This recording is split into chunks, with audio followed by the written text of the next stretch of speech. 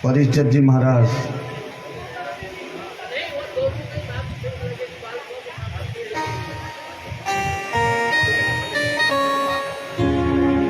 बोली वृंदावन बिहारी लाल की जय।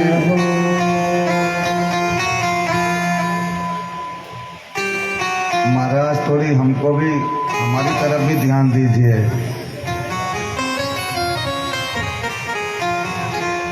कीर्तन अकेले किया जाता है और संकीर्तन सबके साथ में मिल करके बैठ के किया जाता है। तो आइए दो घड़ी भगवान नाम की चर्चा, उसके बाद में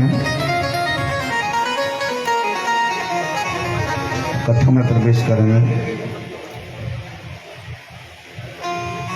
और गोविंद चले आओ, गोपाल चले आओ, गोविंद चले आओ, गोपाल चले आओ, गोविंद चले आओ, गोपाल चले आओ,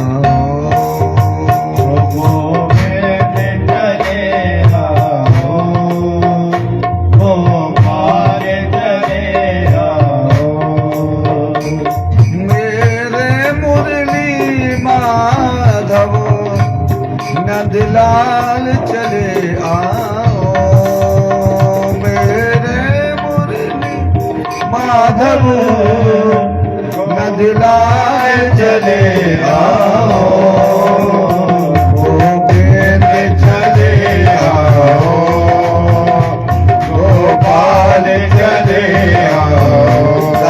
तालियों की सेवा करते हो। गोविंद चले आओ,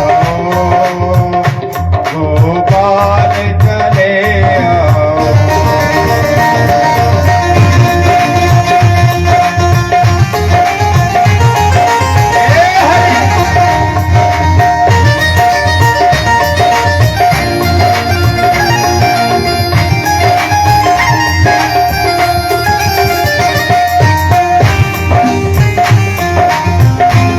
वृंदावन बिहारी लाल की। आँखों में बसे हो तुम, धड़कन में धड़कते हो, आँखों में बसे हो तुम, धड़कन में बसे हो, आँखों में बसे हो तुम, धड़कन में धड़कते हो, आँखों में बसे हो तुम, धड़कन में बसे हो। कुछ ऐसा करो, कुछ ऐसा करो मोहन, आँखों में समा जाओ, कुछ ऐसा करो मोहन, आँखों में समा जाओ, गोविंद चले आओ, गोपाल चले आओ, गोविंद चले आओ, गोपाल चले आओ। तालियों की सेवा करते हुए भाव से गोविंद।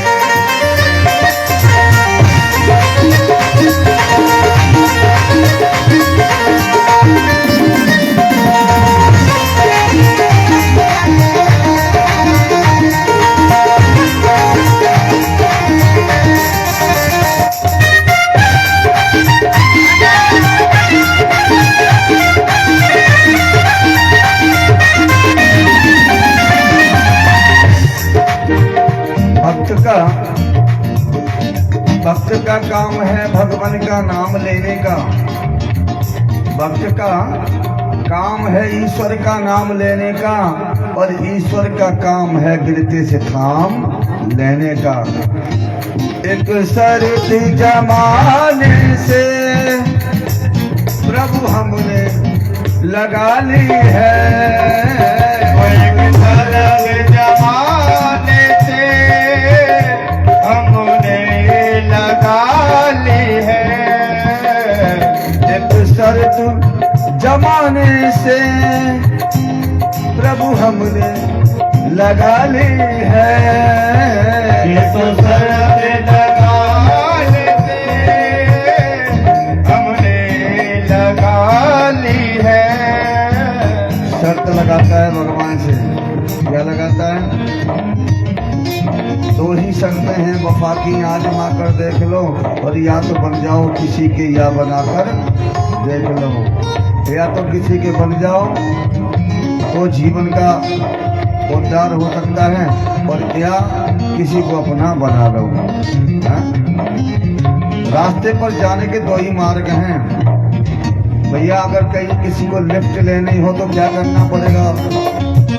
प्रेम की वाणी बोलोगे आप तो पैसा रह दोगे, भैया हमको थोड़ी दूर जाना है, लेके चलोगे तो शायद दया आ जाए उसको, जब तुमने याद से दिल से उसको पुकारा है।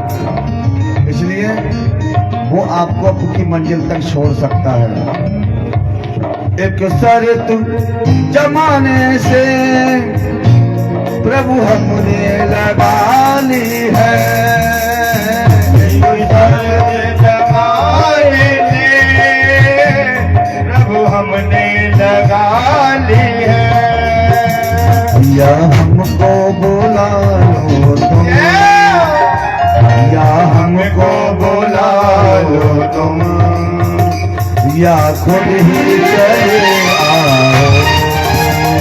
या हमको बुला लो तुम, या खुद ही चले आओ। कहना है गोविंद चले आओ, गोपाल चले आओ। हो गोविंद चले आओ, गोपाल चले आओ।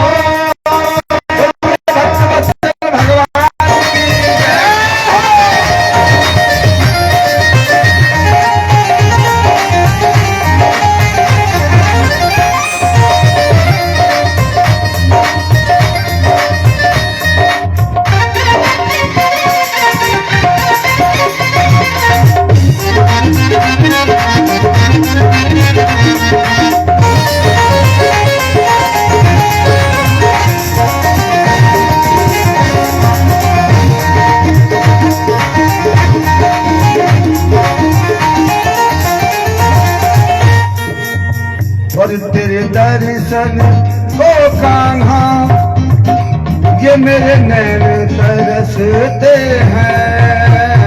तेरे दर्शन को कान्हा तेरे तरसते हैं।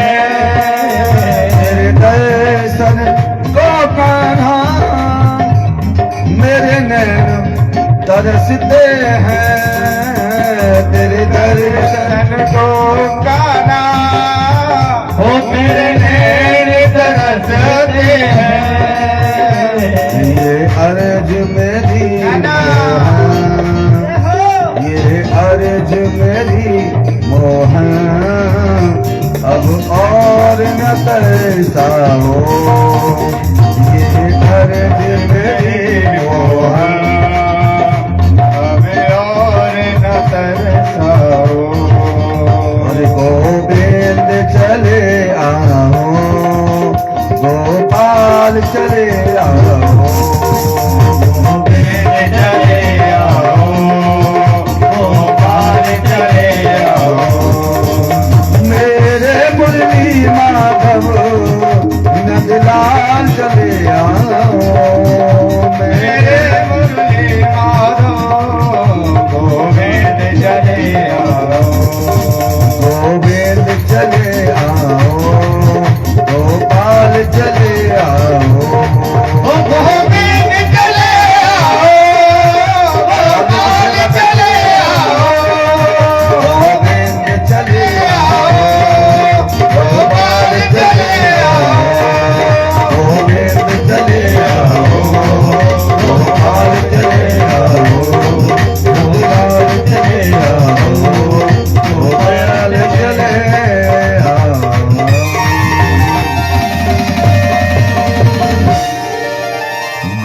गोविंद चले आहो, गोपाल चले आओ। बोलिए राधानंद भगवान की।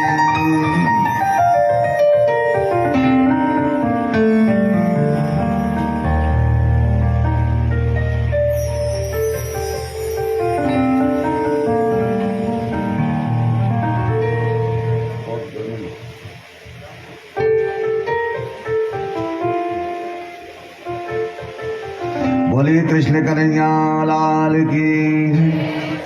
देखो ये सम्मान होता है, सर पे विराजमान हो गया, अपना काम हो गया है? लेकिन पूरा दिन हम लगा के कथा नहीं सुना सकते, राधे राधे बोलना पड़ेगा। अब हम क्या राजस्थान में तो ऐसे सज्जन हैं, सुबह से शाम तक भी लगाने तो कोई बड़ी बात नहीं, पर हमारा थोड़ा हैबिट कम है, आदत नहीं है। यही तो है सबसे बड़ी चीज कि हम किसी की आदत नहीं है। अगर हमें किसी की आदत पड़ जाए तो वो छूटना बहुत मुश्किल होती है। जैसे कोई बीड़ी पीने वाला हो, जुआ खेलने वाला हो, मदिरा पान करने वाला हो, तो उसको ऐसी आदत पड़ जाती है, फिर वो आदत उसकी छूटती नहीं। लेकिन हम लोगों को आदत कैसी पड़ी है मालूम है? ये आदत तो वो आदत है, और जिसको पड़ी जिसकी आदत है। और हम तो राधे रानी के चरणों के सेवक हैं, हमें राधे राधे कहने की आदत है, इसलिए कहना पड़ेगा राधे राधे। एक बार भाव से कहना पड़ेगा, एक बार और बोलना पड़ेगा मेरे प्यारे। बोलिए राधे रानी सरकार की। क्योंकि भैया राधे रानी की जो भगत है वो तो राधे राधे ही बोलेंगे ना, है? और जो शंकर जी के भगत हैं वो बोले शंकर भगवान की हर हर महादेव। कोई देवी का भगत होता है तो वो जय माता की बोलता है, क्योंकि उसे आदत है। और यही तो हम कहते हैं, भागवत कथा का क्या सार है मालूम है? एक ही सार है कि कैसे भी हो तुम्हारा नाम एक बार जुमा पर लग जाए, फिर वो कभी छूटे नहीं। यही भागवत का सार है। आदत पड़ जाए नाम की, क्योंकि भगवान नाम की जब आदत पड़ जाएगी ना, तो तुम उसको गाए बिना रह ही नहीं सकते। जैसे भोजन किए बिना आपका जीवन नहीं रह सकता, ऐसे राम के नाम के बिना आपका एक क्षण भी नहीं बीतेगा, अगर आदत पड़ जाएगी। इसीलिए तो ये भागवत कथाएं, धर्म गुरु जितने भी हैं, राम कथा करते हैं, कृष्ण कथा करते हैं, उसका संदेश जो निचोड़ जो होता है वो यही होता है कि कैसे भी हो भगवान नाम में अपना मन लग जाए, भगवान नाम में अपनी आस्था जग जाए। इससे होगा क्या? जब भगवान का नाम उच्चारण हो जाएगा तो हो सकता है अंत समय में अगर भगवान का जिह्वा से एक बार भी नाम अगर मुख से निकल गया तो समझ लेना कि जीवन का उद्धार हो जाएगा। मेरे प्यारे में शीर्षक इस कथा का ये है। तो कल महाराज हमने अपने कथा को विश्राम कहाँ दिया था बताएं? 7 दिन से कंटिन्यू कथा सुन रहे हैं। क्या शब्द बोल रहा था, उसके बाद हमने जयकारा लगाया था। हाँ? क्या शब्द बोला था हमने और उसके बाद जयकारा लगाया था? झांकी का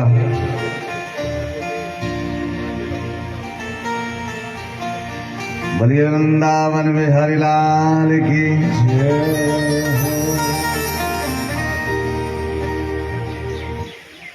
मंदिर से रुक्मिणी को भगवान श्याम सुंदर हरण करके और द्वारकापुरी में जाने लगे तो बीच में कौन मिला? उसका भाई रुक्मी। हाँ? जब रुक्मी मिला कहा कि तुम हमारी बहन को लेके जा रहे हो, हम तुम्हें जाने नहीं देंगे, तुम्हें युद्ध करना पड़ेगा। भगवान ने युद्ध किया। जब ज्यादा परेशान किया तो भगवान ने सुदर्शन को आदेश दिया, बोले इसका गर्दन काट दीजिए। रुक्मिणी ने कहा कि नाथ ये अच्छी बात नहीं है, ये हमारा भाई है? बताओ,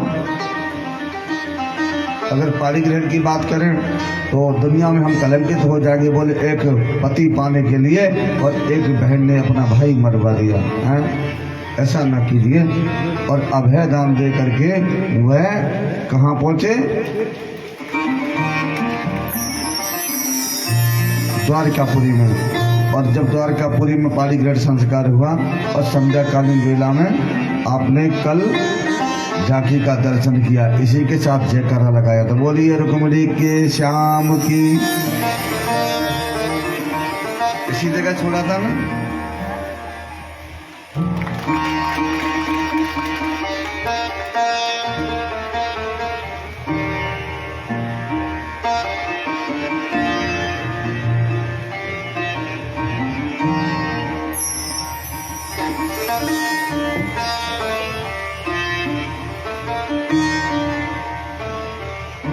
कहने का भाव क्या है?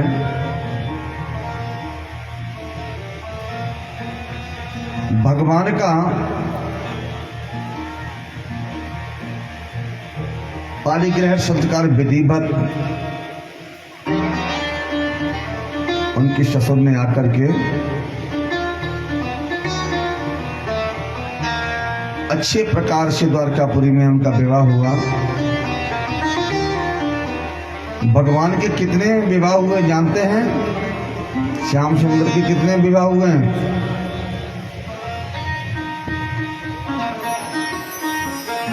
16,100। धन्य है भगवान ठाकुर जी। हाँ? 1 2 नहीं, 4 5 नहीं, 10 20 नहीं, 50 100 नहीं। हाँ? भैया 16,108। और कलयुग में अगर कोई पुरुष दूसरा विवाह करने के मन में सोच ले तो हाँ? माताएं बहनें समझ लो, खटिया खड़ी कर दे महाराज। हाँ? लेकिन कारण क्या है? कारण ये है कि समर्थ को नहीं दोष गुसाई। भगवान कहते हैं कि समर्थवान व्यक्ति को कोई दोष नहीं है, और भगवान ही समर्थवान है, और संसार में कोई समर्थवान भी नहीं है। राधे राधे बोलना पड़ेगा।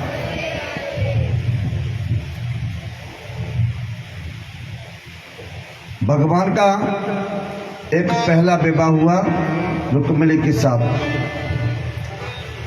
और कथा में दूसरा विवाह जो जामवंती है ना, कथा के माध्यम से सुनिए। एक सत्राजित नाम का राजा था। सूर्य भगवान का उपासक था।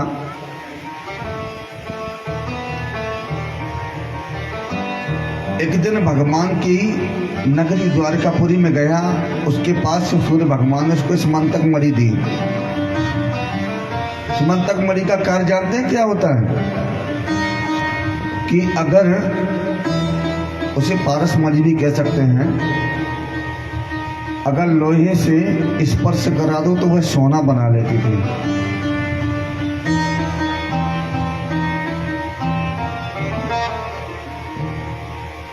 क्या बना लेती थी? सोना।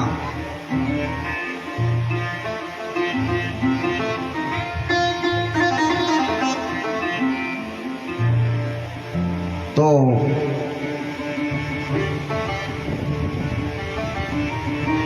आज भगवान ने कहा कि देखो भाई, तुम कितने प्राणी हो घर में?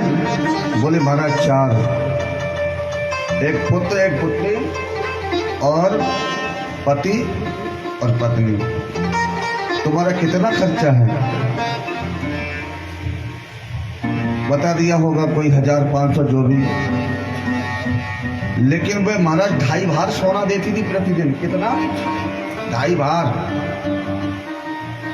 अगर तोल की बात करें तो मान लो 2.5 क्विंटल। भगवान कृष्ण ने कहा कि तुम क्या करोगे इसका? तुम्हें जितना धन चाहिए आप हमसे ले लिया करना और इस मंतक मणि को मुझे दे दो, क्योंकि हमारी प्रजा में अगर किसी चीज की कमी होगी तो प्रजा पालन में हमारी यह मणि मदद करेगी। सत्राजित ने देखा, बोले ये किसी का सुख देखना नहीं चाहते हैं। सत्राजित ने मना कर दिया, बोले माधव चाहे कुछ भी हो हम मणि आपको नहीं दे सकते।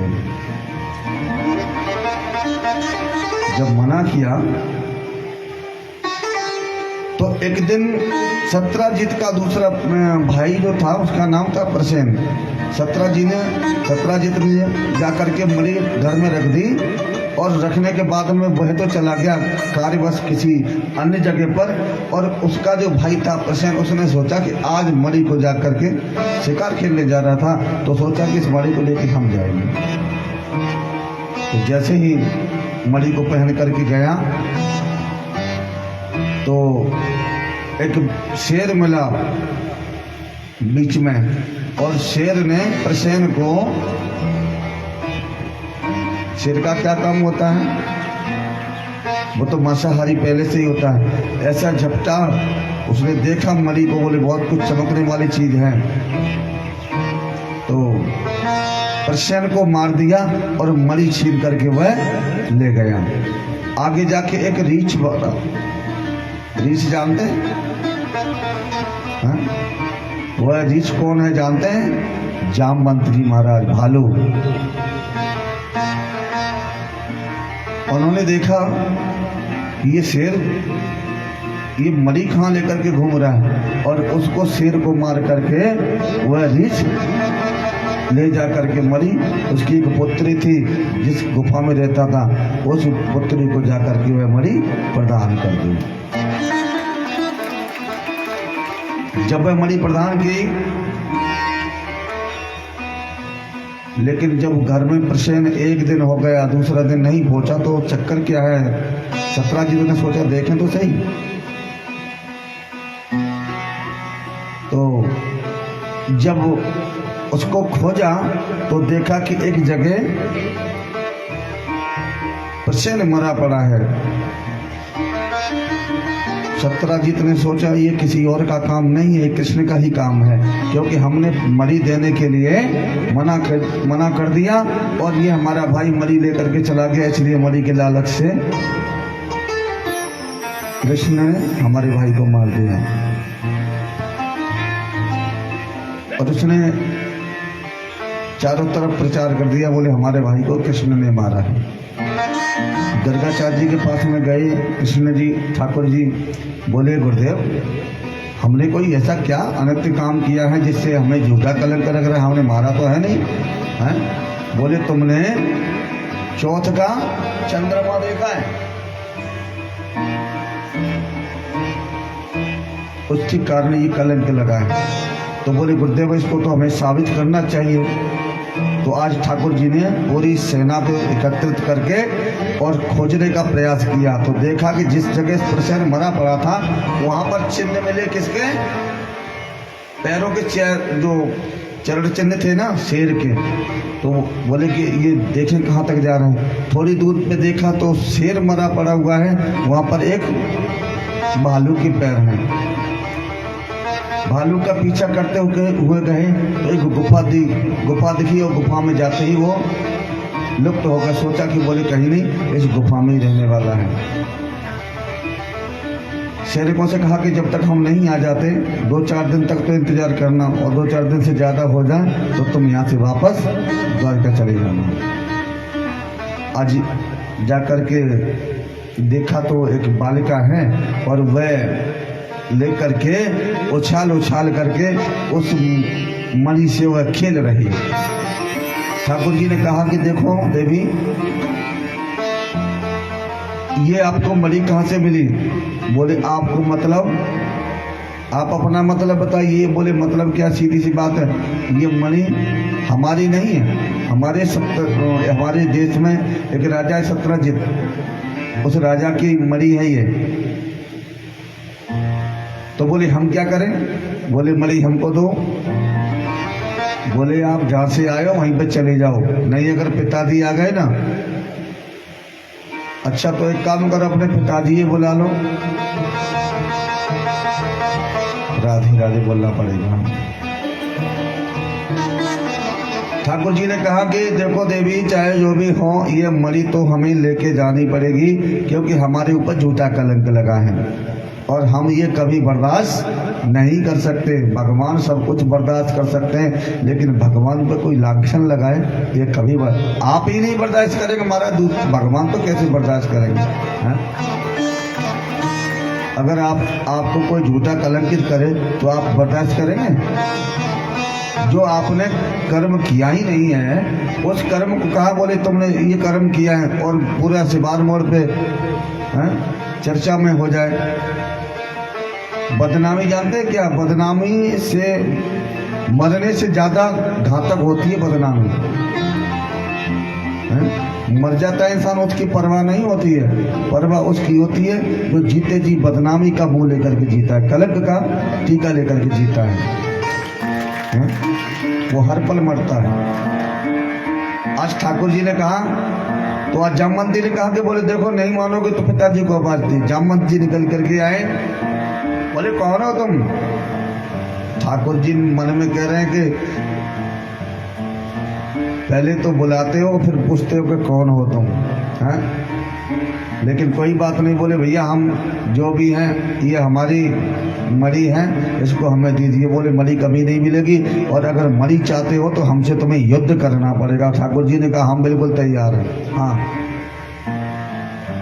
भाई, हम कोई कमजोर थोड़े ही नहीं है जो युद्ध के लिए हम तुम्हारा चुनौती स्वीकार नहीं करेंगे। आज ठाकुर जी ने युद्ध किया, 1 2 दिन 4 5 दिन, 27 दिन युद्ध चला महाराज। कितने दिन? 27वें दिन जामवंत जी ने कहा कि आप अपना परिचय तो बता दो, क्योंकि कोई आप साधारण व्यक्ति नहीं हो सकते हैं? जामवंत जी थक गए युद्ध करते करते, कहा कि आप अपना परिचय तो दीजिए। तब कहा कि आप जाइए। कहाँ? राम अवतार में। जब हमारा रावण को मार करके अयोध्या में आए तब उत्साहवर्धन हो रहा था, उसमें सभी ने कुछ न कुछ मांगा, तो तुम्हारे मन में भी एक कल्पना थी। बोले क्या? कि भगवान सबने युद्ध किया, लेकिन हमारे लायक यहाँ कोई था ही नहीं जिससे हम युद्ध कर पाते। मन में था कि अगर जैसे रावण से राम ने युद्ध किया, काश ऐसा हमें भी अवसर मिलता। क्यों? अब बताओ, बाली महाराज बाली से भी ज्यादा बलशाली थे जामवंत जी महाराज। अब रावण कितना बलशाली था, जबकि उसको कांख में दबा करके बाली ने 6 महीने रखा है? अब उससे बलशाली जामवंत जी हैं, तो उनसे युद्ध कौन करता बताओ? जबकि रावण को कई बार परास्त किया। तो बोले हमारे लायक तो कोई रामादल में था ही नहीं उधर जिससे हम युद्ध कर पाते हैं रावण की सेना में। तो कभी ऐसा मौका मिलता तो राम जी से हमारे 2 हाथ होते, तो बोले जाओ, अभी तो हम मर्यादा में हैं, इसलिए हम तुमसे युद्ध नहीं कर सकते, और द्वापर में तुम्हारी आकर के ये इच्छा भी पूर्ण कर देंगे। हाँ, आज जैसे ही परिचय दिया, नेत्र सृजल हो गए। कहा कि भगवान हमने अज्ञानता के कारण आपको पहचान नहीं पाया, क्षमा चाहते हैं। बोले हम तो आपको देखते ही समझ गए, और भगवान नहीं जानेगा तो कौन जानेगा? भगवान तो घट घट के अंदर विराजमान है, सबको जानते हैं। लेकिन जामवंत जी ने कहा हम ऐसे कैसे स्वीकार करें कि आपने हमें क्षमा कर दिया? कैसे मानोगे? बोले एक काम करो, आप हमारी जामवंती जो हमारी पुत्री है उसका आप पाणिग्रहण संस्कार विधिवत द्वारा आप उसे स्वीकार करो तो हम समझ लेंगे कि आपने मुझे क्षमा कर दिया। और आज दूसरा विवाह कन्हैया का जामवंती के साथ में होगा। बोलिए जामवंती महारानी की। जब मणि लेकर के भगवान को मणि समर्पित की और धन भी काफी दिया जामवंत जी ने। अब जैसे आए तो वो मणि लेकर के सत्राजित को दी, लो भैया तुम्हारी है मणि।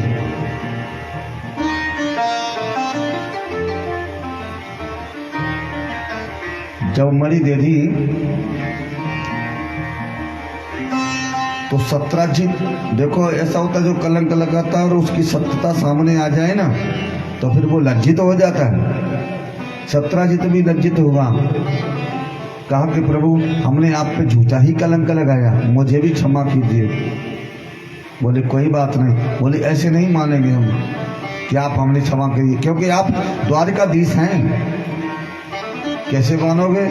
हमारी एक पुत्री है जिसका नाम है सत्यभामा, उसका भी आप वर्णन कीजिए। और भगवान का तीसरा विवाह सत्यभामा के साथ में हुआ। बोलिए कृष्ण कन्हैया लाल की।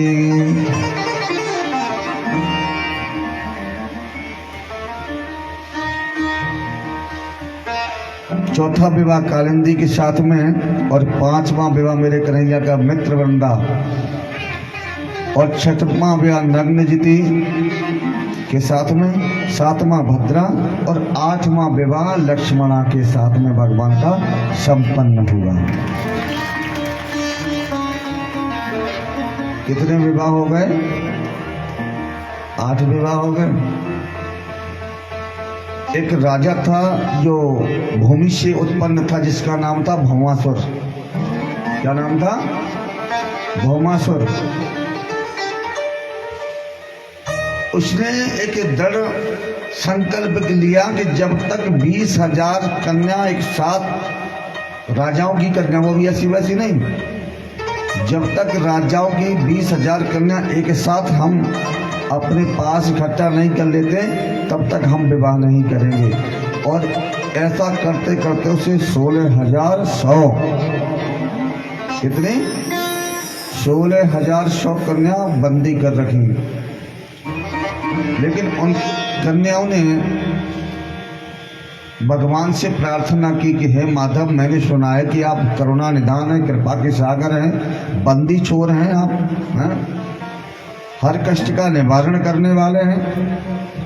अगर ऐसा है तो हम आपसे प्रार्थना करते हैं कि आप हमें इस भौमासुर दैत्य के इस जंजाल से हमें मुक्त करें।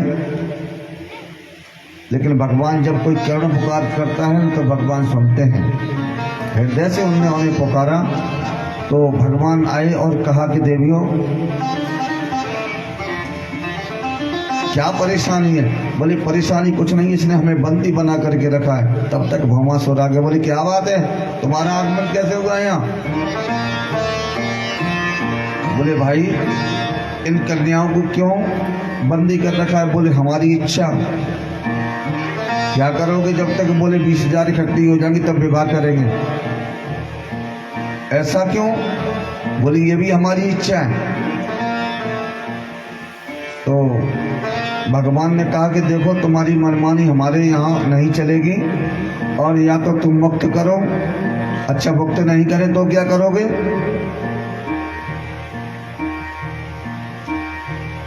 आज जैसे कहा क्या करोगे? तो बोले मुक्त तो तुमको करना पड़ेगा, नहीं तो युद्ध करना पड़ेगा। आज भौमासुर में और भगवान में बहुत युद्ध हुआ और उसमें भौमासुर का उद्धार किया। बोलिए भक्त वत्सल भगवान की। और भगवान जैसे ही मुक्त करके चलने लगे तभी सभी स्त्रियों ने कहा कि प्रभु एक बात तो सुनते जाइए, अब आप हमको ये तो बताओ हम जाएं कहाँ? बोले अपने अपने घर जाओ। बोले महाराज जिसकी कैद में हम रहे हैं अब आप हमें बताइए कि कोई पुरुष वर्ग हमसे विवाह करेगा? हैं? अगर कोई पुरुष स्त्री को ले जाए तो आदमी का आज की दुनिया में क्या नजरिया होगा, कल्पना करिए। हैं? सीधा चरित्र पर जाएगा कि नहीं जाएगा? भाई दूसरे पुरुष के साथ जाने का क्या मतलब है? अभिप्राय क्या है? बोले हमको सब गलत नजर से देखेंगे तो हमसे कौन विवाह करेगा? तुम क्या चाहती हो देवियों? बोले हम ये चाहते हैं कि अब हमारे पास दो ही विकल्प हैं, या तो आप मुझे वरण कर लो और या फिर मुझे अपने चरणों में जगह दे दो। दो ही जगह बचती हैं, या तो हम मर जाएं और या फिर आपकी शरण में आ जाएं। और भगवान भी कहते हैं, क्या कहते हैं मालूम है? सर्वधर्मान् परित्यज्य मामेकं शरणं व्रज, अहं तां सर्वपापेभ्यो मोक्षयिष्यामि मा शुचा। भगवान कहते हैं कि सर्वधर्मान् परित्यज्य मामेकं शरणं व्रज। अगर आप किसी भी धर्म को मानने वाले हैं तो आप माने, किसी देवी देवता को मानने वाले हैं तो माने, लेकिन जब आपकी मनोवृत्ति चारों तरफ से भर जाए, जब आपको कोई सहारा ना दे, तो मामेकम शरणम व्रज, आप हमारी ब्रज की शरण में आ जाइए। अहम तम सर्व पापेभ्यो, हम क्या करेंगे? आपको सभी पापों से मुक्त करके मोक्षयिष्यामि मा शुचा, आपको मुक्ति प्रदान कर देंगे।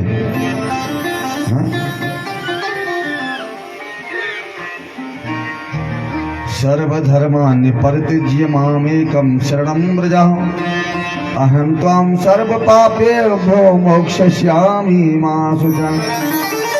लेकिन आना तो तुम्हें खुद पड़ेगा।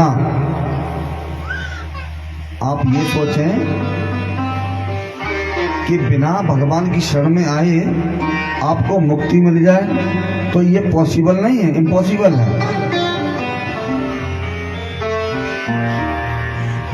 प्रताप जी, बिना भगवान की शरण में जाएं भगवान का दर्शन लाभ मिल सकता है घर बैठे? हाँ?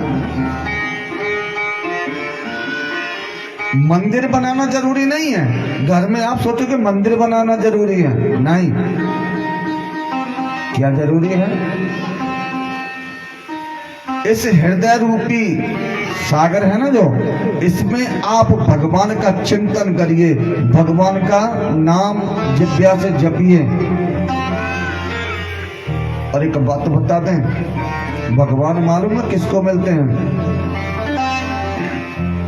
हमने कहा ना, योगियों के योग में नहीं, ध्यानियों के ध्यान में नहीं, जप तप नियम संयम में नहीं, तो भगवान भैया कहाँ मिलेंगे? तो भगवान मिलते कहाँ हैं?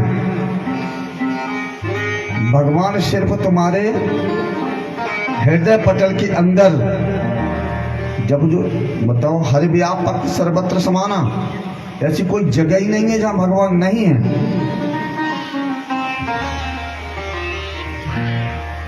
बहुत सुंदर चौपाई है रामचरितमानस की। हरि व्यापक सर्वत्र समाना, हरि व्यापक सर्वत्र समाना, प्रेमति प्रकट होत महि जाना,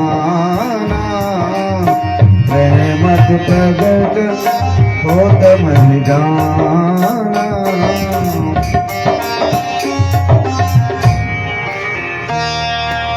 हर व्यापक सर्वत्र समाना, प्रेमति प्रकट हो तुम ही जाना। है न योगियों के योग में नहीं, नियम जब तम संयम में नहीं। वो भगवान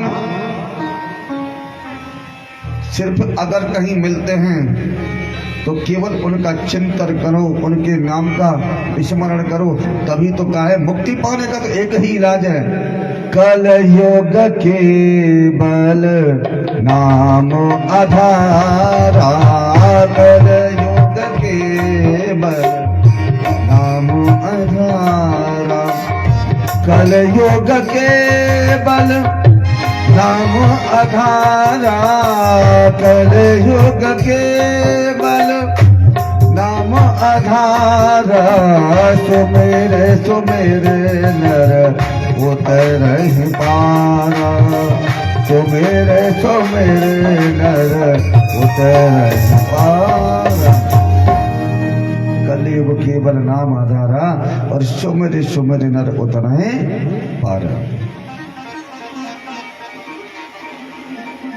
भगवान का केवल चिंतन करो, मंदिर बनाना जरूरी नहीं है, अपने हृदय को ही मंदिर बना लीजिए और गोविंद से प्रार्थना कीजिए, हे गोविंद, हे गोपाल, ऐसी कृपा करो क्योंकि किशोरी कुछ ऐसा इंतजाम हो जाए जो वहां पे राधे राधे राधे नाम हो जाए।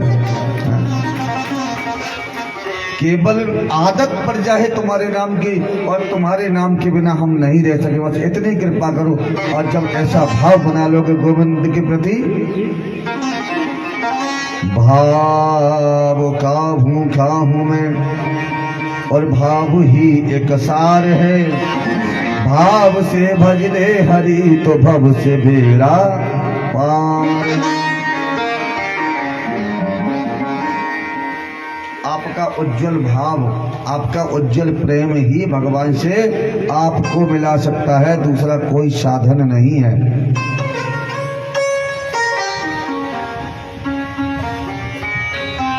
क्योंकि भगवान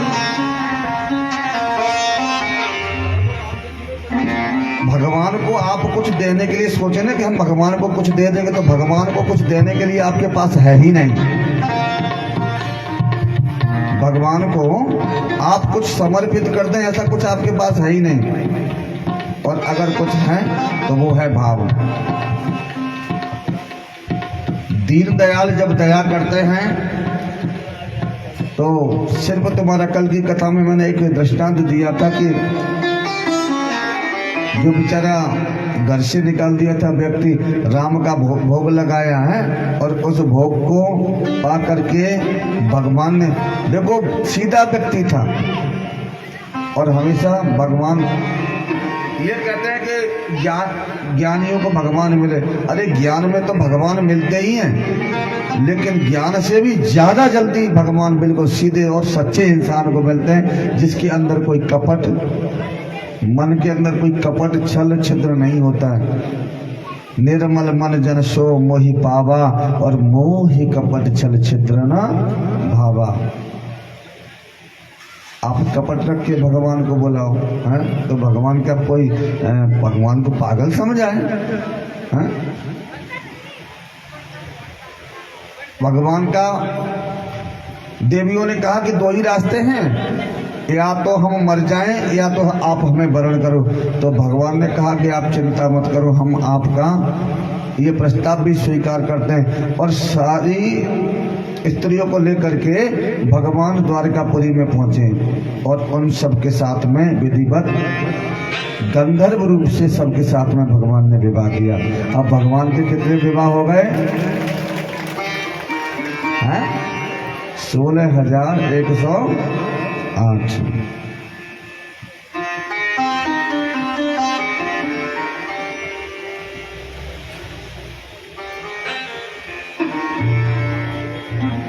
एक बहुत पावन कथा आती है। देखो भगवान ऐसे है कि भगवान की कोई नकल भी कर ले न तो भी भगवान उद्धार कर देते हैं। एक राजा हुआ था जिसका नाम था पौंड्रक। भगवान ठाकुर के 4 है। भगवान विष्णु के कितने, नारायण के कितने हाथ हैं? 4। एक में गदा है, एक में शंख है, एक में चक्र है, एक में आशीर्वाद देने के लिए पदम है। तो पौंडक राजा ने कहा कि वासुदेव का पुत्र है, आज से हम अपना नाम रखेंगे भगवान वासुदेव पौंडरक। और उसने पूरे नगर में 2-4 डुप्लीकेट, एक हनुमान जी जैसा एक राक्षस भी रख लिया, जो भगवान हनुमान जी को रखते थे। और ये परम सत्य भगवान के द्वारे पर हमेशा हनुमान जी विराजमान रहते हैं, क्योंकि राम द्वारे तुम रखबारे, हो तन आज्ञा बिन पैसारे। राम जी के द्वारे पर किनका पैरा रहता है? और राम जी से मिलना है तो पहले किनसे मिलना पड़ेगा? हनुमान जी से।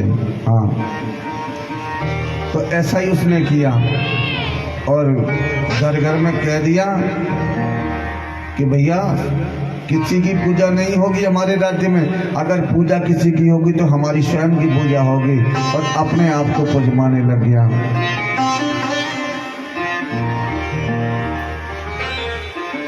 एक ने मना किया, सज्जन ने बोले हम तो भगवान का, गोविंद का ध्यान करते, हम तेरा नाम नहीं लेंगे। तो उसको मृत्यु के घाट उतार दिया। अब डर की वजह से सभी आरती करते हैं। कैसे करते हैं? जय पौंडरक देवा स्वामी, जय पौंडरक देवा, आधी रात पर कैसे आए तुम प्राण के लेवा, ओम जय पौंडरक देवा। अब भैया इस तरीके से डर के मारे सभी आरती करें, नहीं करे तो क्या मार देगा भैया डर की वजह से। तो उसने अपने आप को पुजवाना। लेकिन भगवान अवसर भी देते हैं। भगवान ने मुरलीधर का नाम रख करके, और भगवान एक नवयुवक 16 वर्ष के बन करके और पौंडक के पास में आए और खूब उसको समझाने का प्रयास किया। लेकिन एक बात बताऊं, रामचरितमानस कहती है कि जाके मत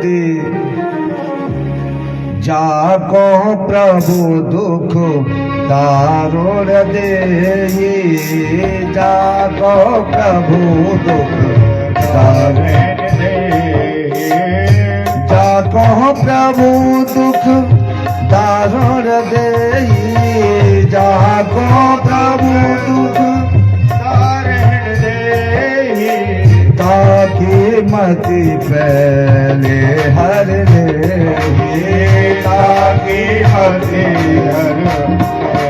हर दे, जाको प्रभु दुख दारुण देई, और ताकि मति पहले हृदय विनाश काले विपरीत बुद्धि। हाँ, जब व्यक्ति का विनाश का कगार पे जाता है ना, तो बुद्धि काम करना बंद कर देती है, उल्टी दिशा में जाती है। खूब समझाने का मुरली ने प्रयास किया, लेकिन नहीं समझा।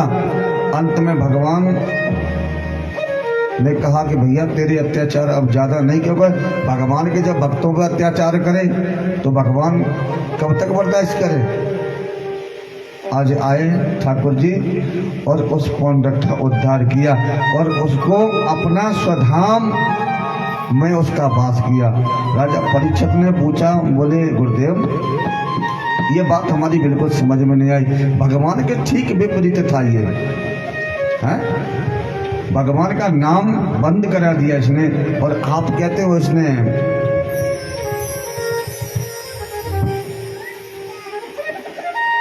उसे अपने चरणों में स्थान दिया, स्वर्गलोक दिया। बोले एक बात बताएं आपको राजन,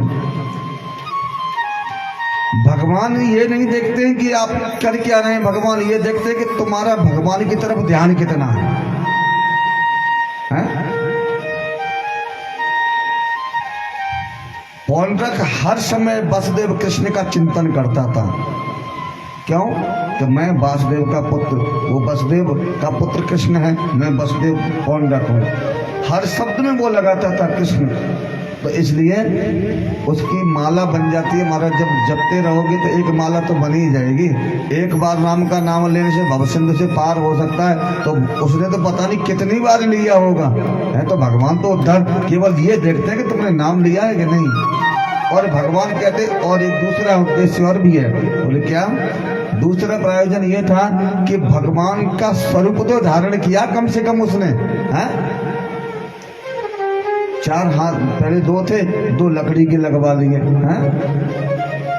4 बना करके, और वह एक डुप्लीकेट सांप की सैया बना ली, लकड़ी की बनती है ना, उसके ऊपर लेट गया। एक डुप्लीकेट सुदर्शन भी रख लिया, एक गदा भी रख ली। भाई तुम नकल तो कर सकते हो, और लेकिन नकल करने के भी लिए अकल की जरूरत होती है मेरे प्यारे। बिना अकल के तो नकल भी नहीं कर सकते। हाँ, राधे राधे बोलना पड़ेगा, ऐसे नहीं, जोर से बोलना पड़ेगा, थोड़ा आलस त्याग के बोलना पड़ेगा। हाँ,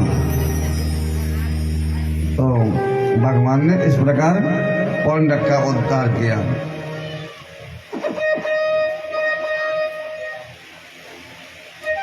लेकिन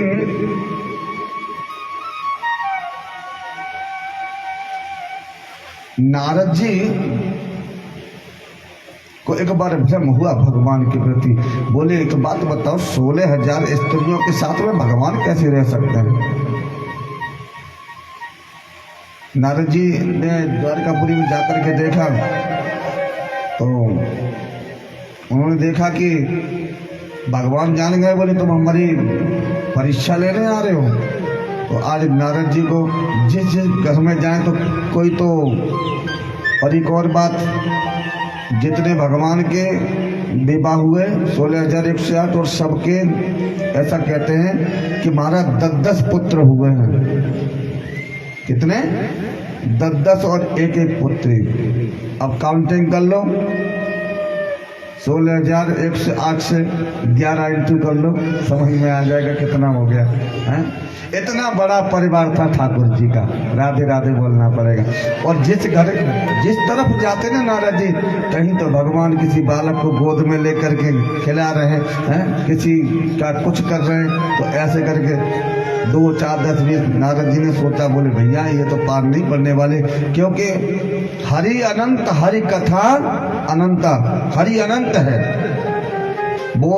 ये तो 16,000, अगर करोड़ों की भी बात आ जाए तो करोड़ों भी भगवान बन सकते हैं, कोई बड़ी बात नहीं है। और बने ही महाराज। ईश्वर अंश जीव अविनाशी, चेतन अमल सहज सुख राशि। इस संसार में कितनी आत्माएं होंगी महाराज? करोड़ों तो छोड़ो, खरबों, कोई काउंटिंग नहीं है। ये तो ब्रह्मांडों की बात करें, जो तो ब्रह्मांड है, बनाने वाले ने इतने ब्रह्मांड बनाए हैं। अब सोचो कितनी जनता होगी, और सबको अपने आप से प्रकट किया है उस परमपिता परमात्मा ने। ईश्वर अंश जीव अविनाशी।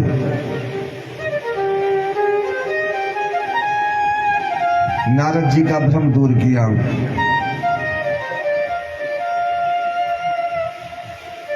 लेकिन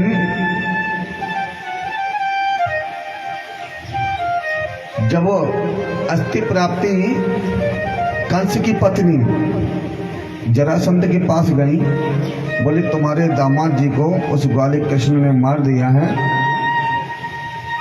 17 बार चढ़ाई की, एक बार उसने यज्ञ किया बहुत बड़ा, और उस यज्ञ में ठाकुर जी उसे जरासंध का मतलब जानते हैं? जरासंध, जरा नाम की एक राक्षसी थी,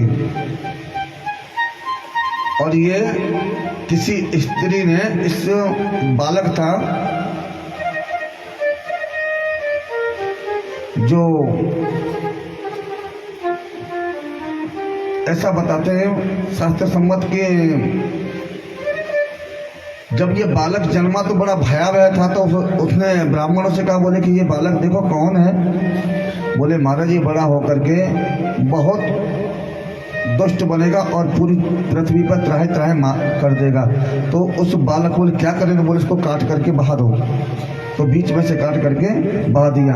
बीच में एक राक्षसी मिली, देखा उसने, बोले कि बालक जा रहा है, तो उसने उस बालक को निकाल करके आधा माया से बना करके और उसे पूर्ण कर दिया। तो जो संधि कर दे, जरा नाम की राक्षसी ने संधि मिला करके उसे जिंदा किया, इसलिए उसका नाम पड़ गया था जरासंध। उसने यज्ञ किया।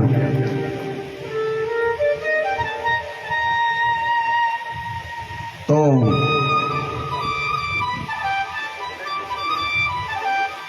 भगवान कृष्ण और अर्जुन और भीम दादा तीनों गए यज्ञशाला में ब्राह्मण का रूप धारण करके। तो ब्राह्मणों का बड़ा सम्मान किया इसने पहले। बोले बताओ कैसे आना हुआ, कि आपसे कुछ चाहते हैं। क्या चाहते हो? बोले हम आपसे युद्ध करना चाहते हैं। जरासंध ने कहा कि आप में से कौन युद्ध करेगा? बोले आप नियुक्त कर सकते हो। बोले तो पहले तो भिक्षा के लिए वचन किया कि वचन दो, तो भिक्षा मांगने के लिए अगर कोई आए तो कुछ अनाज मांगे, हैं खाने पीने की कोई वस्तु मांगे, लेकिन भिक्षा में कोई कहे कि लाओ भैया युद्ध करूं। बोले तुम हो कहो, पहले अपना परिचय दो, आप कौन हैं? बोले भगवान से रूप में प्रकट हुए। बोले हम, बोले तू तो किसी काम का ही नहीं है, हा? जो रण छोड़ करके ही भाग जाए, तू तो हमारे किसी काम का नहीं। और ये अर्जुन तेरा दुबला पतला है, इससे युद्ध करना है, अगर हम करेंगे तो लोग क्या कहेंगे? बोले बालक जैसे व्यक्ति से युद्ध करना। तो बोले ये भीम है, इसके साथ मैं युद्ध करूंगा। और युद्ध किया। जब सभा में युद्ध हुआ तो भगवान ने इशारा किया कि बोले इसको बीच में से चीर दो, ये मर जाएगा। कई बार उसको बीच में से चीरा और जैसे छोड़ते और वो वापस पुनः जुड़ जाता। बहुत दिन युद्ध चलते चलते हो गया। भीम ने कहा कि कन्हैया अब अपने बस की बात नहीं है जो हम इसको मार पाए, हैं बताओ हम कितनी बार इसको मार दिए और बीच में से वापस जुड़ जाता है। तो एक तिनका उठाया और तिनका उठा करके चीरा और विपरीत दिशा में फेंक दिया। और ऐसा ही किया भीम ने। इस प्रकार जरासंध का उद्धार किया। बोलिए भक्त वत्सल भगवान की जय।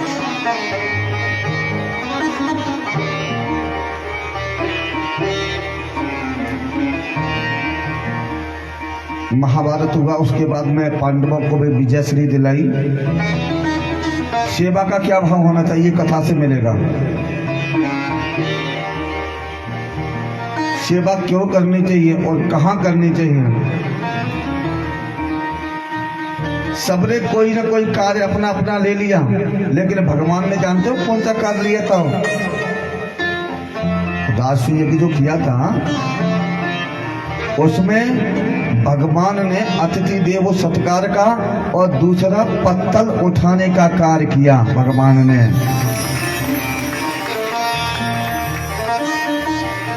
युधिष्ठिर से कहा कि दादा हमको भी काम दीजिए ना। बोले क्या काम चाहिए?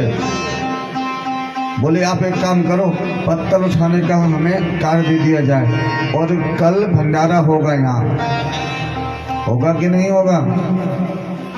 यज्ञ होगा कथा का। तो हम सभी से निवेदन करेंगे,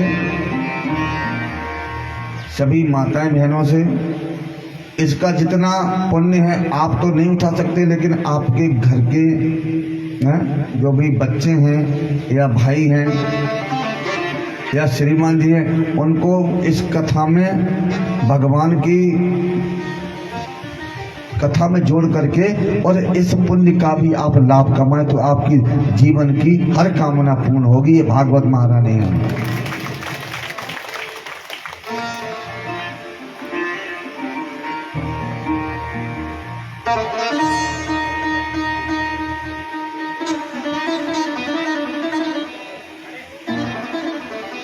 देखो ये कथा भगवान की जो है ना, हमेशा इसका नाम है मंगल करने वाले, मंगलकारी। जो हर कार्य को मंगल कर दे वो होता है मंगलकारी। अमंगल को दूर करने वाली, मंगल को करने वाली, हर कष्टों से निवृत्ति प्रदान करने वाले, भगवान के चरणों में जगह देने वाले, मुक्ति देने वाले। क्योंकि इसे पांचवा वेद कहा। यह अमर ग्रंथ, यह मोक्ति पंथ, ये पंचम वेद निराला। नव ज्योति जगाने वाला, नई ज्योति जलाता है इंसान के अंदर। और जब प्रेम की नव ज्योति जलती है मेरे प्यारे, तो ऐसे मान के चलना, यहाँ तो जलती है और भगवान के पास तक जलती चली जाती है उसकी, और कभी बुझने वाली नहीं है जब भगवान नाम की ज्योति जलाते हैं।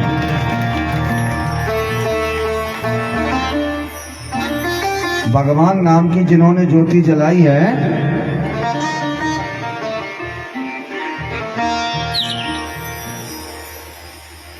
उनकी ज्योति कभी न बुझे थी, न कभी बुझी है, न कभी बुझेगी। अखंड ज्योति है वह जो भगवान की जलती है। इसलिए हमेशा ठाकुर को अपना समझ के अपने हृदय में बिठा करके और भगवान नाम की ज्योति हमेशा जला करके रखें। बोलिए भक्तवत्सल भगवान की।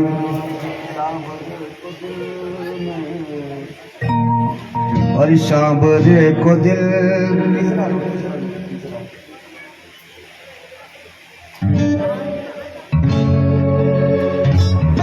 सांवरे को दिल में बसा कर तो देखो, एक बार वृंदावन आकर तो देखो।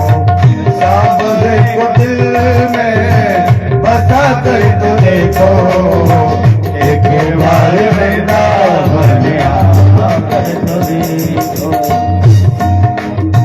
भगवान अगर एक बार वृंदावन में, बताएं महाराज कौन कौन वृंदावन गया, जरा हाथ ऊंचा कीजिए जो वृंदावन में गए ठाकुर जी के। जो वहां गए वृंदावन में वो बड़े भाग्यशाली हैं, और जो इस जगह वृंदावन बना रहे हैं वो बड़े सौभाग्यशाली हैं। इसलिए सांवरे को दिल में बसा कर तो देखो, सांवरे को दिल में बसा कर तो देखो, दुनिया से मन हटा कर तो देखो, दुनिया से मन को हटा कर तो देखो। बड़ा ही दयालु है आके बिहारी, बड़ा ही दयालु है आके बिहारी, बड़ा ही दयालु है आके बिहारी, वो बड़ा ही दयालु है आके बिहारी। एक बार वृंदावन आकर तो देखो, एक बार वृंदावन आकर तो देखो। बिहारी भक्त को दिलदार सदा लुटा कृपा के भंडार, आके बिहारी भक्त को दिलदार सदा लुटा कृपा के भंडार, आके बिहारी भक्त को दिलदार सदा लुटा कृपा के भंडार, आके बिहारी भक्त को दिलदार सदा लुटा कृपा के भंडार।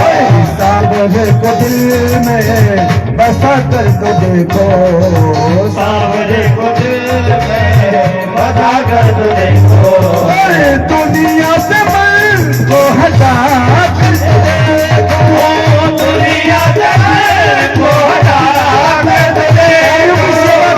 भारत बड़ी वृंदावन बिहारी आए।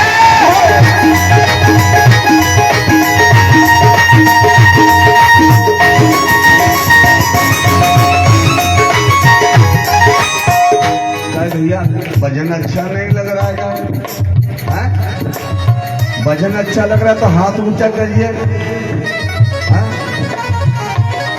कुछ लोग हमको नजर आ रहे ताली बजाने में कंजूसी करते हैं। हाँ? दुनिया में कहीं खुशी तो कहीं गम होते हैं। दुनिया में कभी खुशी तो कभी गम होते हैं, और कीर्तन में ताली वही बजाते हैं जिनके हाथों में दम होते हैं। इसलिए जोर से भाव से ताली बजाते हुए सेवा करते हुए गाएंगे। सांवरे को दिल में बसा कर तो देखो, सांवरे को दिल में बसा कर तो देखो, दुनिया से मन को हटा कर तो देखो, दुनिया से मन को हटा कर तो देखो। बिहारी लाल की जय हो। हरि बोल।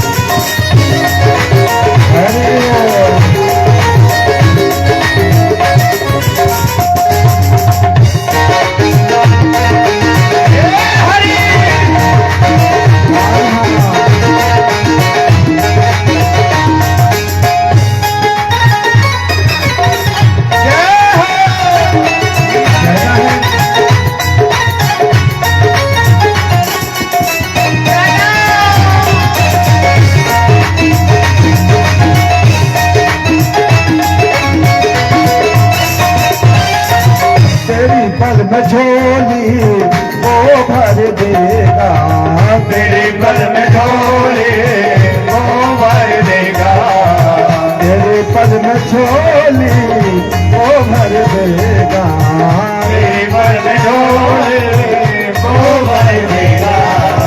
दुख दर्द जिंदगी के सब हर देगा, दुख दर्द जिंदगी के वो हर देगा, तेरे पल में झोली वो हर देगा, दुख दर्द जिंदगी के वो हर देगा। और कब चौखट बदामन फैला कर के देखो, चौखट बदामन फैला कर देखो, एक बार बंदा बन आकर के देखो, एक बार बन आकर तो देखो।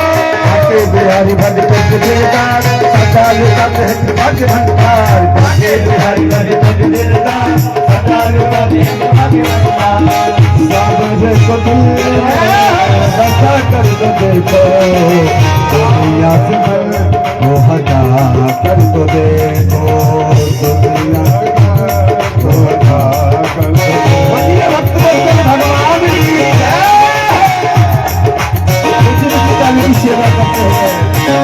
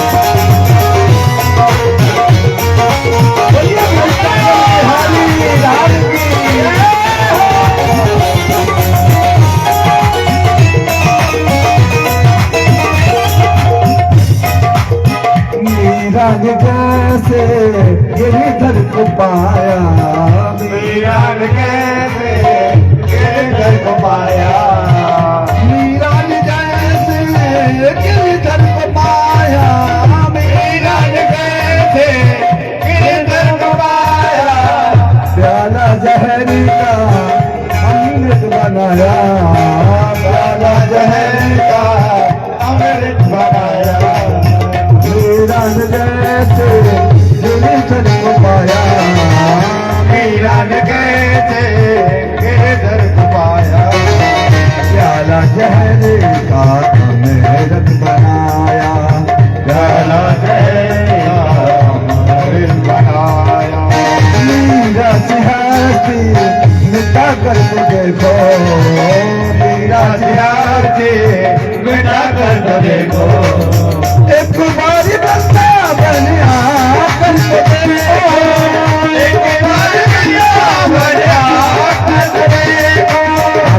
बिहारी भक्त दिलदा सदा लुटत है भक्त भंडार श्याम बिहारी भक्त दिलदा सामने दिल में बसा कर तो देखो बापिया से मन को हटा कर तो देखो दुनिया से मन को हरि बोल।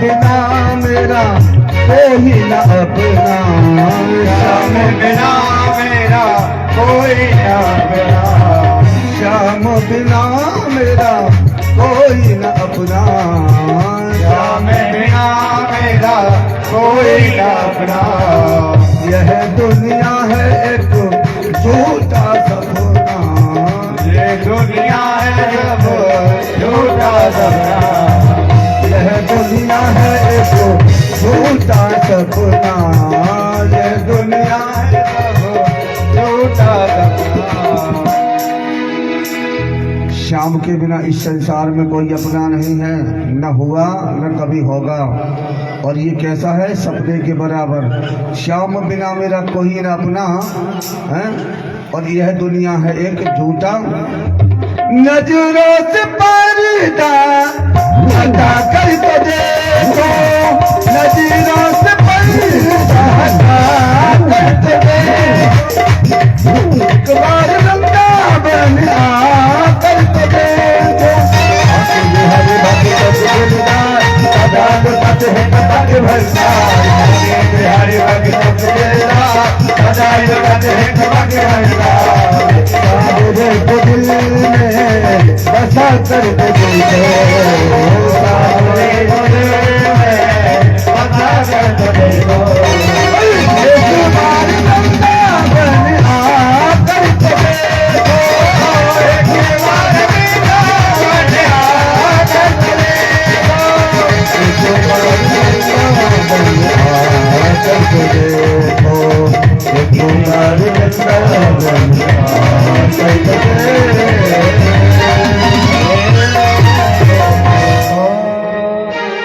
बाके बिहारी भक्तों के दिलदार सदा लुटाते हैं कृपा के भंडार। लेकिन कब? दुनिया से मन को हटा कर तो देखो। जब तक तुम्हारा दुनिया में मन लगा रहेगा तो सांवरे का दर्शन कभी नहीं होगा। और दुनिया से जैसे मन हटेगा और ठाकुर जी के चरणों का दर्शन हो जाएगा मेरे प्यारे। और ये भक्त वत्सल भगवान की जय, कृष्ण कन्हैया लाल की जय हो।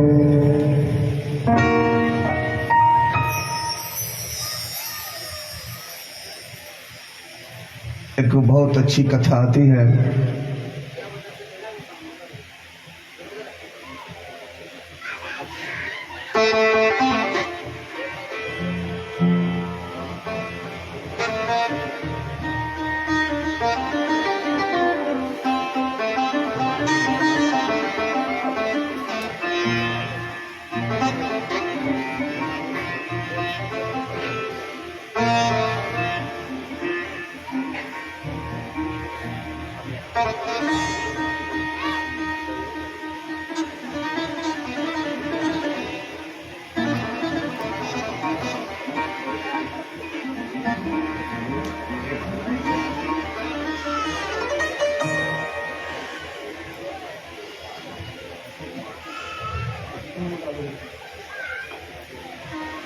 बोलिए भक्त वत्सल भगवान की जय। देखिए, आज ठाकुर जी का कथा का विश्राम का दिवस है और सायंकालीन बेला में हम सभी राधा माधव की झांकी का दर्शन भी करेंगे और हो सकता है तो थोड़े बहुत फूल अगर मंगवा सकते हैं तो आज फूल होली भी अपन थोड़ी ठाकुर जी के साथ में खेलें तो बहुत अच्छा होगा। हैं, थोड़े पुष्प मंगवाने पड़ेंगे आपको, तो फूल होली का आनंद लेंगे सुखदेव जी के बेदारी के बाद। भगवान का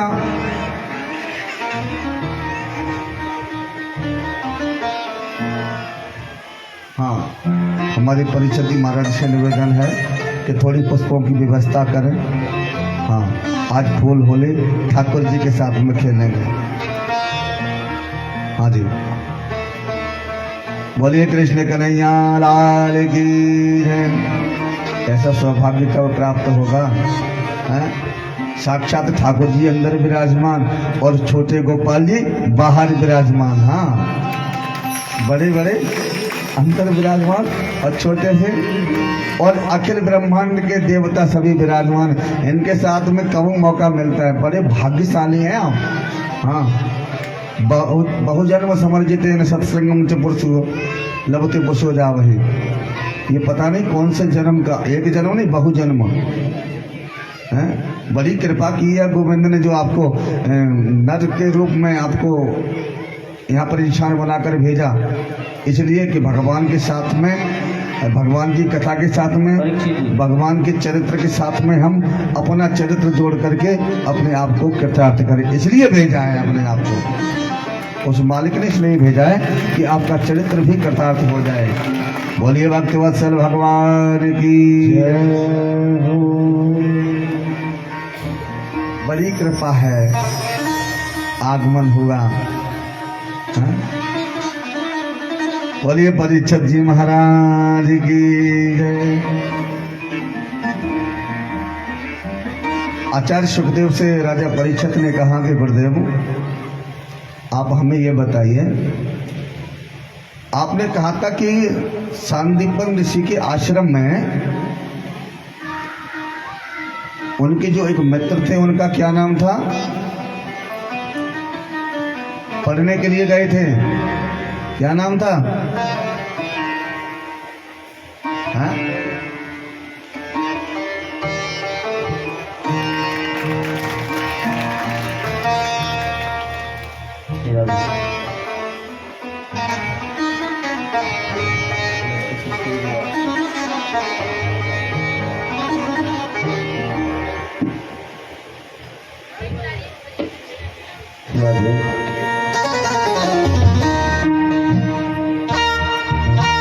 बोलिए भक्तवत्सल भगवान की।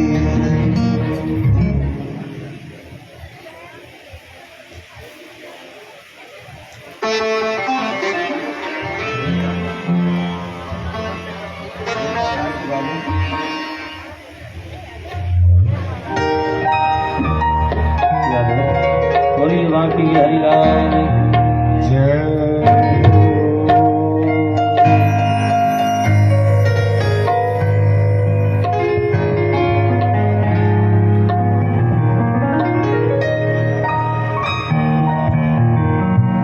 दिल में बसा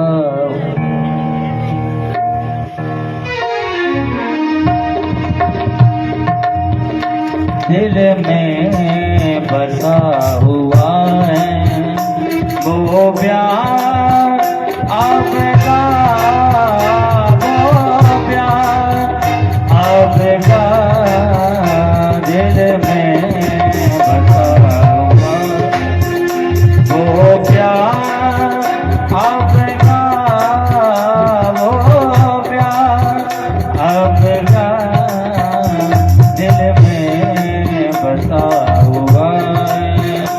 होता है रोज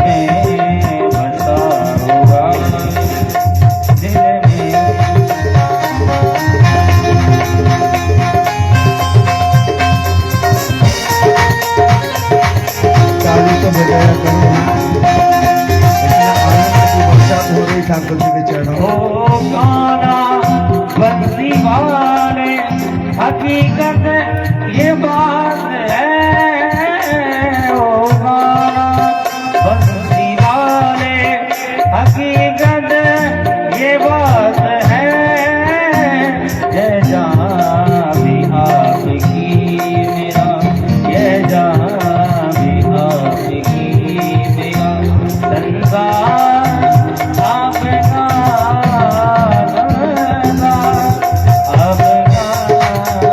दिल में बसा हुआ है, दिल में बसा।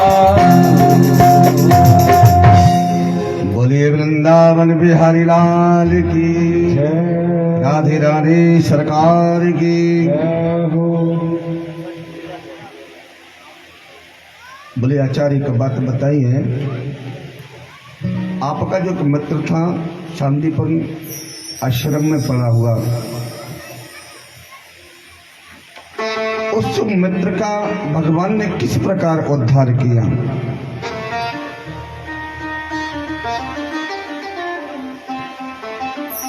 कितने लोग जानते हैं उस मित्र को?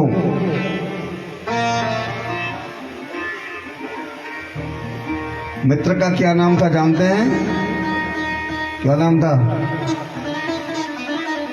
शांतिपन भगवान ठाकुर जी के साथ में पड़ा हुआ कौन था? बोलिए सुदामा जी महाराज की जय हो। सभी जानते हैं सुदामा, लोग कहते हैं बहुत दरिद्र था, है?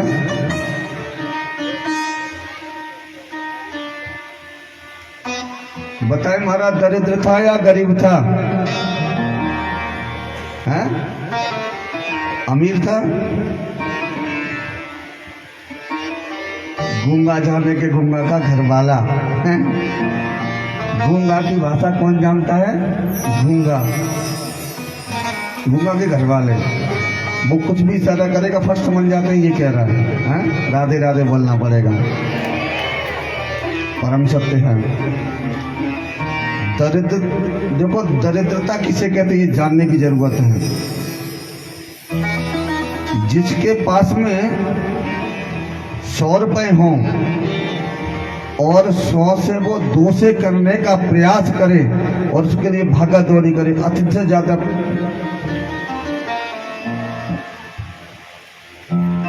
अपने आप को बिजी कर दे, भगवान के नाम से दूर कर दे, उससे बड़ा दरिद्रता और दरिद्री कोई दूसरा संसार में नहीं है।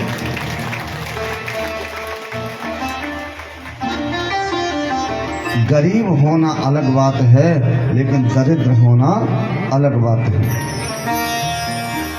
सुदामा गरीब थे, उसका भी एक कारण है।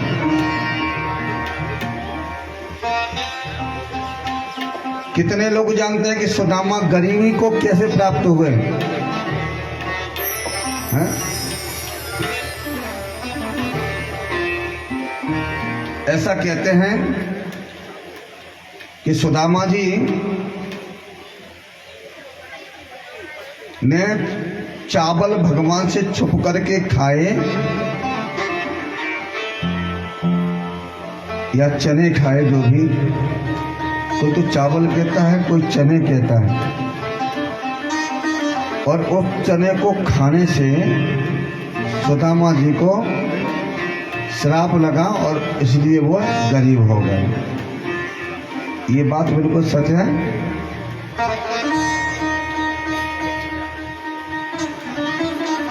सुदामा जी भगवान कृष्ण के साथ में पड़े। जब वो सांदीपन ऋषि के आश्रम में पढ़ रहे थे, उस समय उस जगह का एक विधान था। क्या विधान था? कि जो भी व्यक्ति गुरुजी पाठ याद करने के लिए देते और जो व्यक्ति भूल जाता था, उसे भोजन प्रसादी के लिए वन में जा करके यही दंड था कि लकड़ी बीन करके लाने का कार्य। जाओ लकड़ी बीन करके लाओ।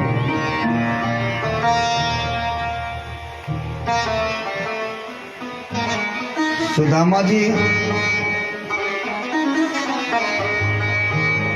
ने एक कृत्य देखा। सुबह को बाहर से घूम करके आए तो उन्होंने एक कृत्य देखा। क्या कृत्य देखा?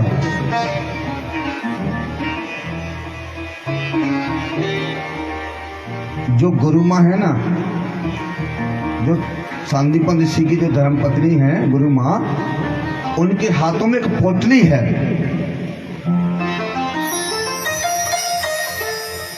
किस चीज की पोटली है?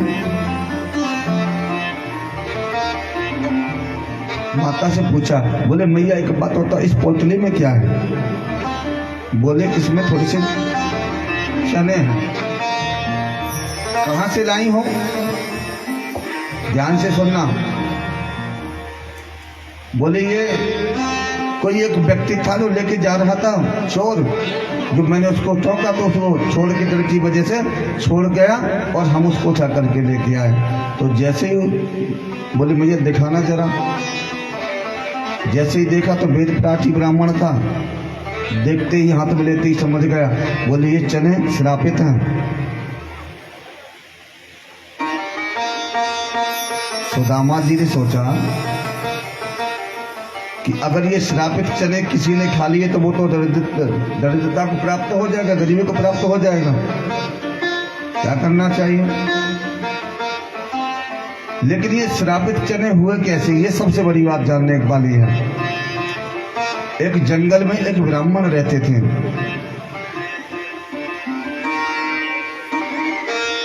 और उनकी स्त्री बहुत पतिव्रता थी।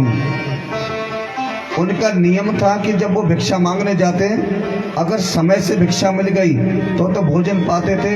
अगर सूर्य अस्त के बाद में अगर भोजन की व्यवस्था नहीं बनी तो फिर अगले दिन पाते थे, भोजन नहीं करते थे वो। तो एक दिन मांगने के लिए घर से बाहर गए तो भिक्षा मिली नहीं। तो काफी दिन बाद वह काफी देर बाद शाम को लौट करके आए तो थोड़े से उन्हें चने प्राप्त हुए, मांग करके लाए।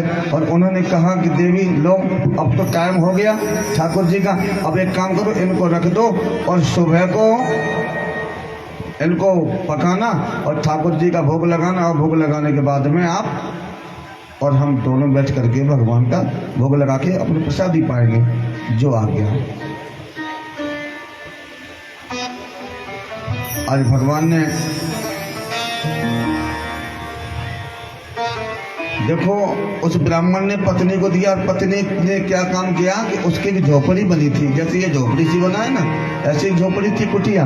और उस कुटिया में कूचे का पहले छप्पर होता था जो बांधते थे, तो उसमें बांध करके कपड़े सहित और वो लटका दी। रात्रि में एक भूख से परेशान एक चोर निकला चोरी करने के लिए। तो वह नगर में गया तो नगर में कुछ मिला नहीं। बीच में से निकला तो वह कुटिया मिली उस ब्राह्मण की।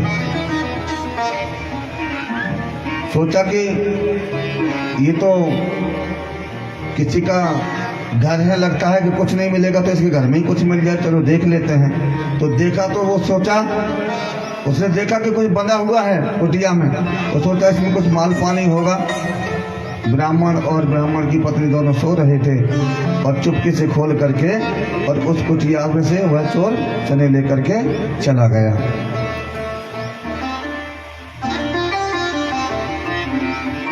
और वह गुजरा के दर से जहां पर सांदीपन महाराज जी का आश्रम था। तो सुबह भोर होते ही पहले नियम था, महिलाएं शौच क्रिया करने के लिए बाहर जाती थी।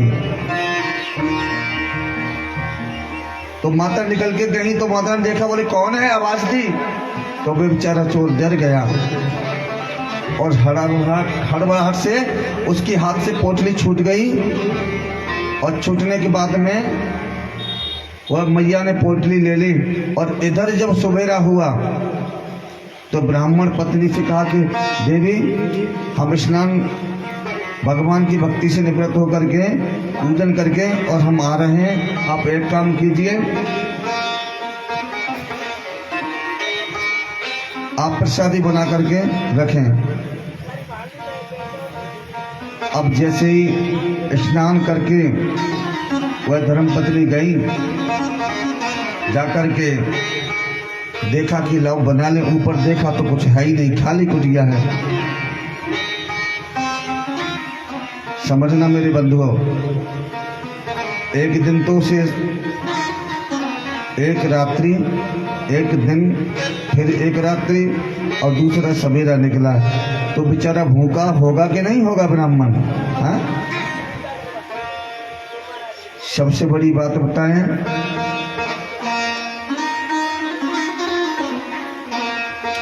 कोई भी अतिथि हो, कोई भी ब्राह्मण हो, कोई भी हो,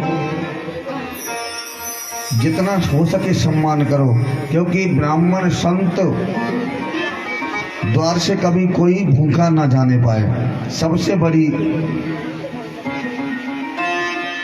ये भक्ति है। पुरुषार्थ और आत्म पूजा, इससे बड़ा धर्म नहीं दूजा, इससे बड़ा कोई धर्म नहीं। आज उस स्त्री ने देखा कि इसमें कुछ चने नहीं है, तो बेचारी आंखों में आंसू, क्योंकि पति 2 दिन से भूखा। अंजलि में जल लिया, पतिव्रता थी, अंजलि में जल लिया और श्राप दे दिया कि जो भी, हम तो तड़प ही रहे हैं भूख से, और जो भी उन चनों को खाएगा वो हम जैसे आज तड़प रहे हैं ना, ऐसे ही भूख से तड़प तड़प के परेशान होगा, गरीबी को प्राप्त हो जाएगा।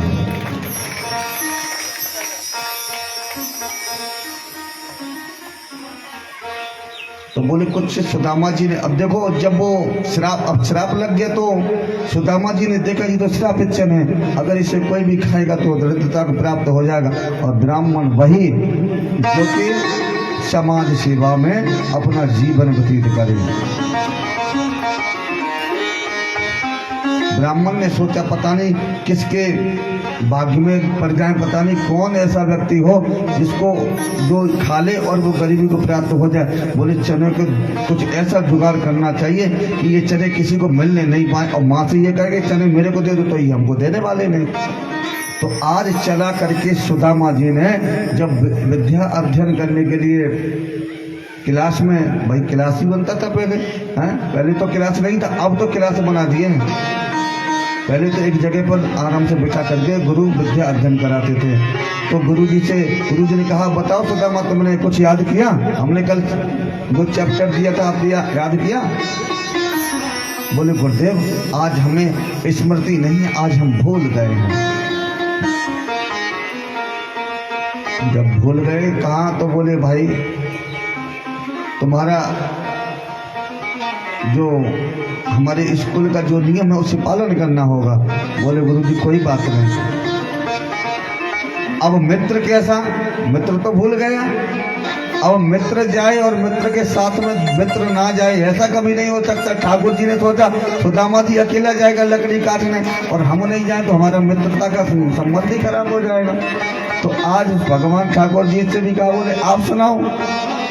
बोले गुरुदेव आज हमको भी याद नहीं है, रात को नींद ज्यादा आ गई तो सो गए हैं, आज पाठ हमको भी याद नहीं। गुरुजी ने कहा कि जाओ सुदामा जी के साथ में, आपको भी जाना पड़ेगा हैं। और आज लकड़ी लेने के लिए जब बाहर गए तो मैया ने बालकों को खाने के लिए, सुदामा जी ने कहा कि मैया कुछ है?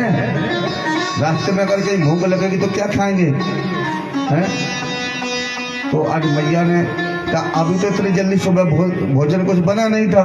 तो बोले कि मैया वो तुम्हारी पोटली मिली तो वही दे दो हैं। तो वो पोटली सुदामा जी को दे दी। बोले भूख लगे तो दोनों भाई मिल करके खा लेना, पान पी लेना।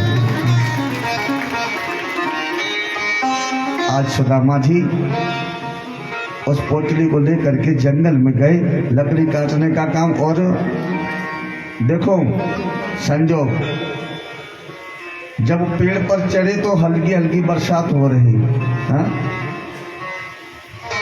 लकड़ी काटने के लिए गए तो अपनी जो कमर होती है ना, कमर के पास में लटका ली सुदामा ने पोटली और उसमें से धीरे धीरे चने खाना प्रारंभ किया। ठाकुर जी ने कहा अरे सुदामा क्या खा रहा है? अरे बोले भैया कुछ नहीं खा रहे हैं। बोले ये आवाज किसकी आ रही है? बोले महाराज ऊपर से सर्दी पड़ रही ना फुहार, इस वजह से दांत बज रहे, इस दांत बजने की आवाज आ रही है। हाँ।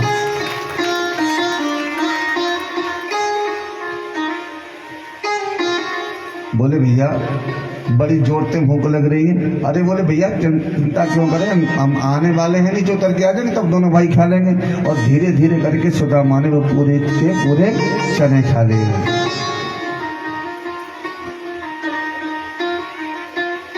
लेकिन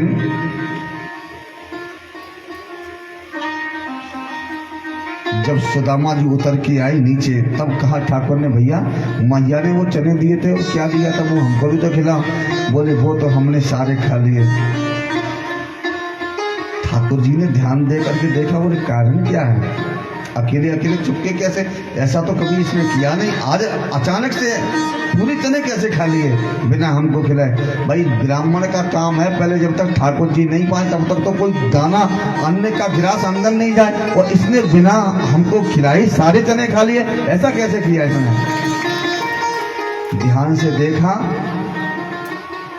तो समझ गए कि आज सुदामा जी ने संसार का भला करने के लिए पूरी गरीबी को अपने आप में खुद समेट लिया है?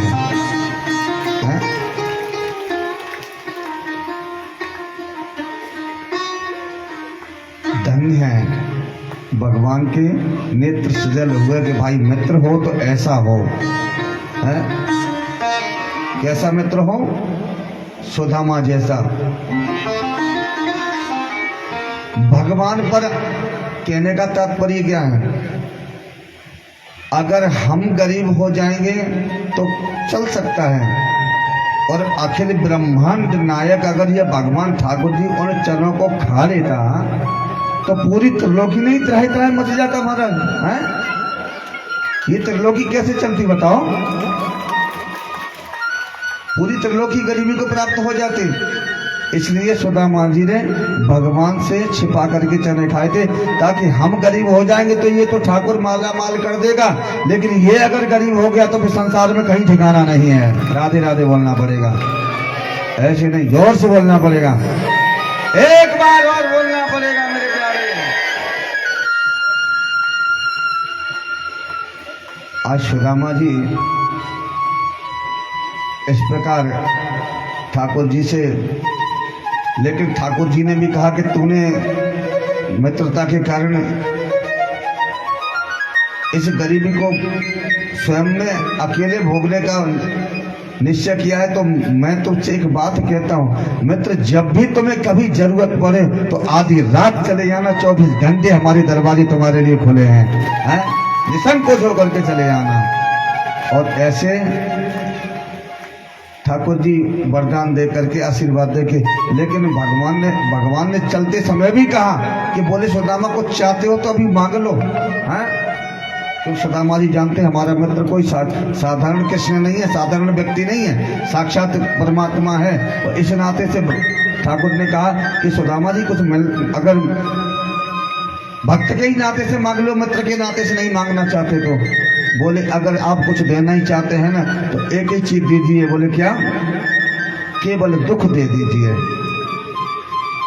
देखिए सुदामा जी ने दुख मांगा, और के महाभारत में कुंती ने भगवान से दुख मांगा। क्यों मांगा दुख जानते हैं?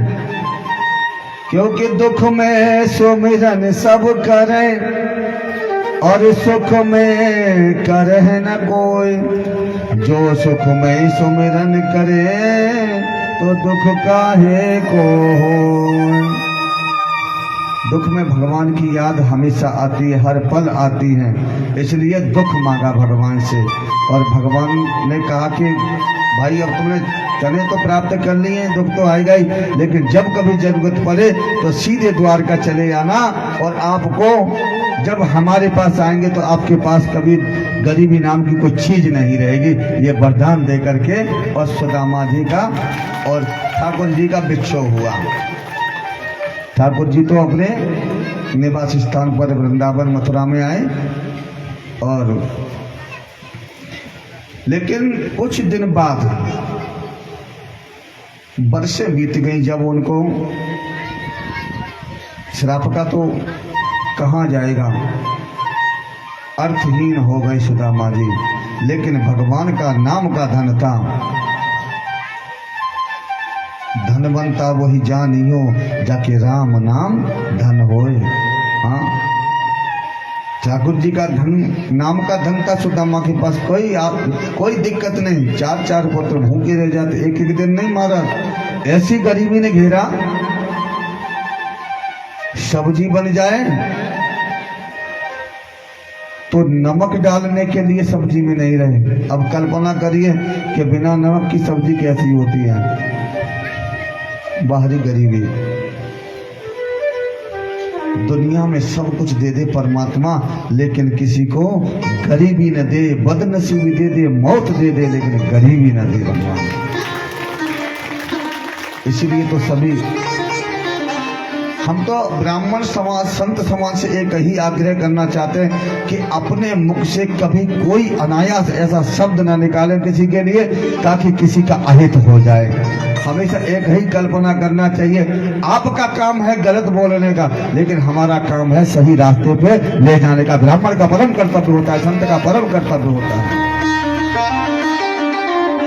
शांति को धारण करने वाला हो, ब्रह्मत्व को धारण करने वाला हो, झूठ पाखंड न करने वाला ब्राह्मण हो। है?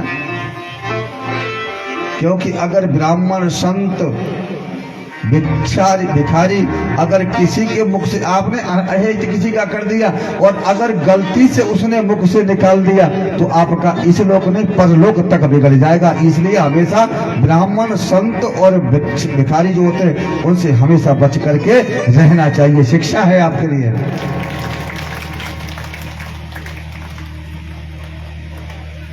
आज सुदामा जी को गरीबी प्राप्त हुई।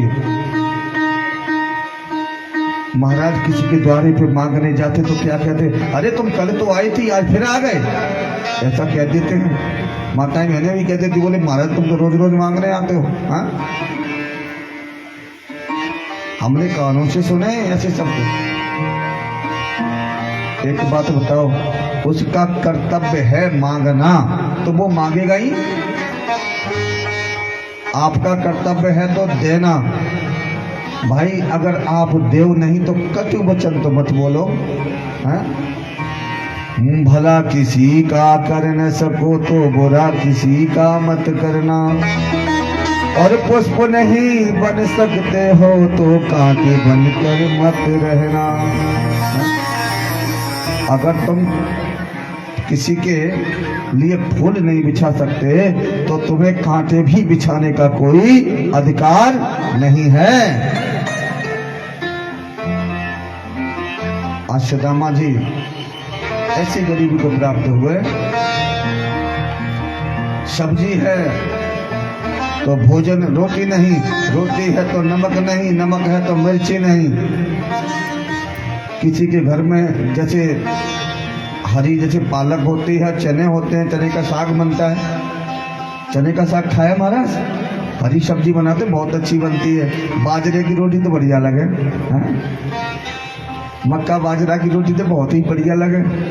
हाँ, और साथ में अगर अचार की मिर्ची हो तो कहना ही क्या है। राधे राधे बोलना पड़ेगा।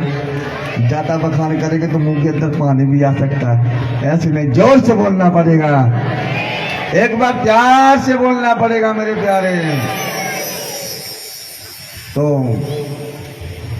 अब चने का साग तो तोड़ करके जाए, खेत वाला कहे, बोले महाराज देखो जब दुख आता है जीवन में तो कोई साथ नहीं देता, ये परम सत्य है।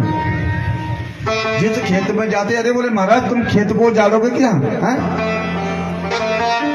सुदामा जी कहते भैया हम खेतों जाड़ने के लिए नहीं आए, हम अपना भोजन, अपना जीवन यापन करने के लिए थोड़ी सी पत्ती तोड़ने के लिए तो आए हैं।